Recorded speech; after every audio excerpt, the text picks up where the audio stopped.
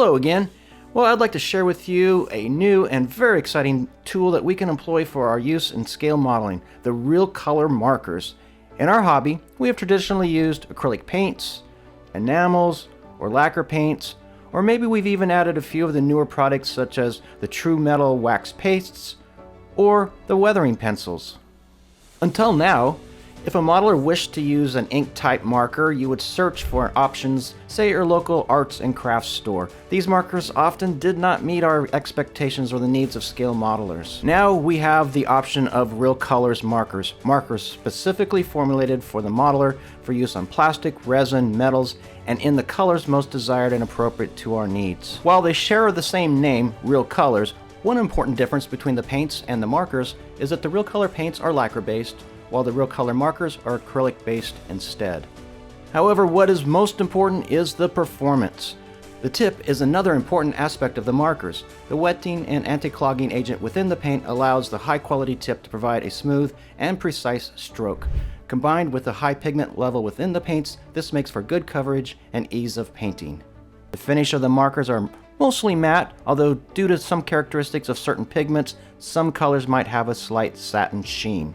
If you prefer a more matte, glossy, or satin finish, just apply a final coat of varnish. And now let's take a closer look at the real colors markers themselves. Upon opening the cap, you will notice a specially designed felt stylus with a fine pointed tip and a well-sized belly.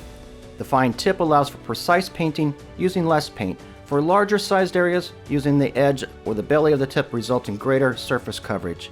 In all cases, minimal pressure is recommended. It should be noted that the real color markers are intended for use on smaller details and surfaces, such as cockpits, tools, wheels and tires, supply boxes, weapon sets, and even the base color on small models. The new markers are not substitutes, but are compatible with all traditional paints.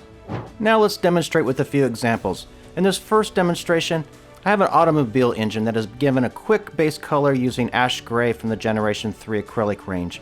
Using the markers, I can easily and quickly create metallic finishes on individual components. After allowing these colors to dry for about 15 seconds, I quickly continue working, adding enamel weathering effects without fear of removing or erasing the metallic marker color. And now, let's expand the scope of the real color marker effects by taking advantage of their precision. In this example, we'll add hard edge camouflage pattern to the AFV. You can see how easily and precisely that even this complex scheme can be developed. As the areas of camouflage are rather large, the initial application is somewhat uneven. This is easily rectified or fixed by simply adding a second layer of color. Again, allowing the first layer to dry completely first. After this, I can come back with a light wash using enamel effects to help unify the colors and set the stage for further weathering.